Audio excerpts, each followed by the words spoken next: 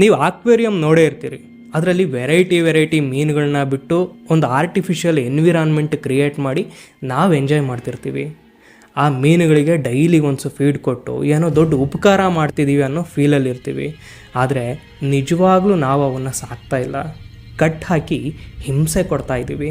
ಅಂಥದ್ದೇ ಕಷ್ಟ ನಮಗೆ ಕೊಟ್ಟರೆ ಹೆಂಗಿರುತ್ತೆ ಅದು ಗೊತ್ತಾಗಬೇಕು ಅಂದರೆ ನೀವು ವಿವೇರಿಯಮ್ ಅನ್ನೋ ಸಿನಿಮಾ ನೋಡಬೇಕು. ಇದೊಂಥರ slow burn psychological horror cinema.